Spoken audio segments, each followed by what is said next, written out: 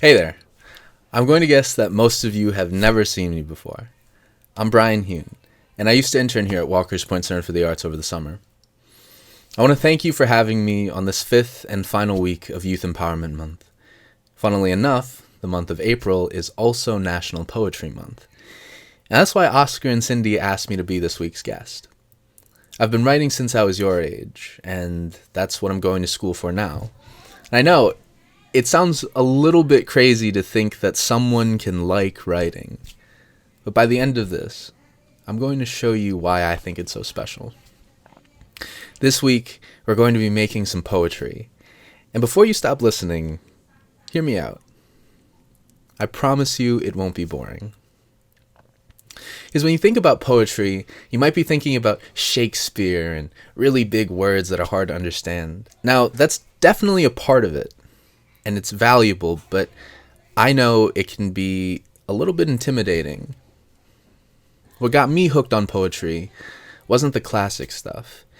It was free verse and spoken word, where there's only one rule: express yourself and don't hold back. At its core, all poetry is just about expression and getting your thoughts and feelings out into the universe, even if you're the only one who ever sees it. Poetry is everywhere. Poetry is everything. Some people say dancing is poetry in motion. Music is written like poetry. Rap is poetry. Instead of paragraphs, it uses stanzas or verses, which are a collection of lines that don't have to be full sentences. It's not like an essay where you have to have perfect punctuation and the ideas have to flow one after another. You organize it, create it, and present it in a way that reflects who you are as a person.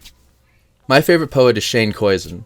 I would highly recommend you search for his spoken word poem, To This Day, on YouTube. It changed my life, and it was the poem that inspired me to start writing my own poems. This week's theme is youth. For the past 4 weeks, whether you know it or not, you've been learning about yourselves and expressing who you are and who you want to be. And whether you know it or not, you've been expressing your youth, even the parents and guardians at home. Age doesn't define youth. It's your imagination and ability to believe in yourself that does. Now it's time to take all of those manifestations and affirmations and combine them into a narrative using the power of words to tell your story. This is an activity the whole family can participate in. I'm going to show you 3 of the infinite ways you can make poetry. So for these activities, we're going to make use of whatever you have left from your art kits, and we're going to recycle as much as we can. We're going to need any kind of paper, old magazines, books, newspapers, or anything with words on it that you aren't using anymore. We're going to need some writing utensils, markers, crayons, pens, pencils, whatever you have. And finally, scissors and glue. Now, you can make these about whatever you want, but as you make your poems however way you wish, I want you to reflect on these last few weeks. Look deep down inside at the things that make you happy, and if you can, the places that scare you. I encourage you to make a poem about how these past few weeks have made you feel, how you feel right now, what you're thinking about, and what you want the most. In other words, where have you been? Where are you now? And where are you going? Tell your story. It doesn't have to be happy or sad. I just want it to be yours. Whatever that looks like. Whatever that sounds like. Whatever that feels like. Remember, this is for your eyes only, unless you want to share it. That being said, let's get started. So for this first method, all you're going to need is blank paper and a writing utensil. Now, this is what I do most of the time.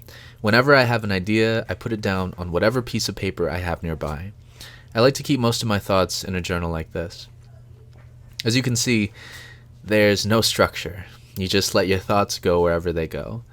A lot of the time when I get stuck with what to write or say, I just put down whatever comes to mind first.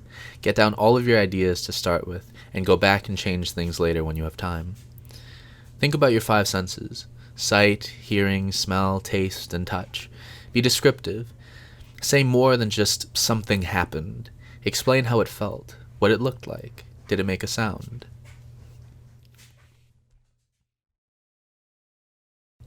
For the second method, we're going to need some old magazines, books, newspapers, really any pieces of paper with words on it that you aren't using anymore.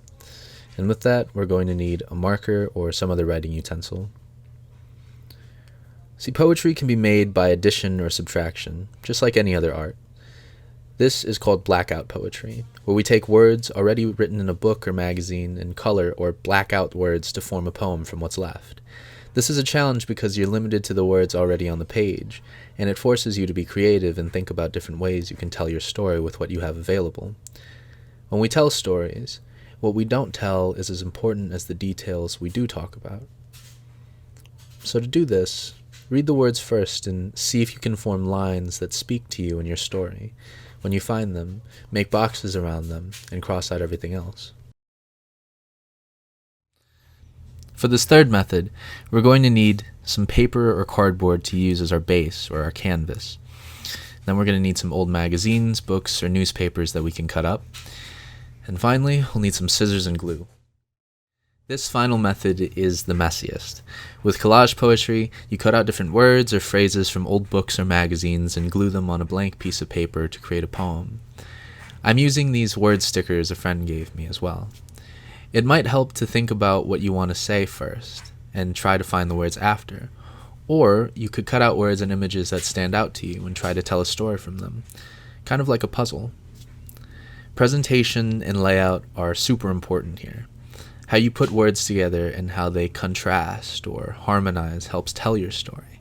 You can also put in pictures, or maybe even make an entire poem using only pictures.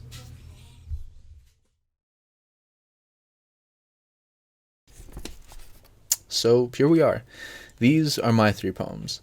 Notice how each one is different, even though they're all about the same topic. There's a million different ways you can tell your story, and these are just a few. So now that you have your poem or poems, if you're comfortable, I want you to share it with your family and listen to their poems. It's okay if you don't feel like sharing. But either way, have a conversation with your family about what you made. Think about these questions. What did you learn about yourself from making your poem? If your family shared their poems, what did you learn about them? Were you surprised? What else do you think is poetry? Why are words powerful? How did expressing your story make you feel? I know I probably made this longer than I should have, but if you've made it this far, I appreciate you sticking around and making poetry with me. And we love to see the poems you've made.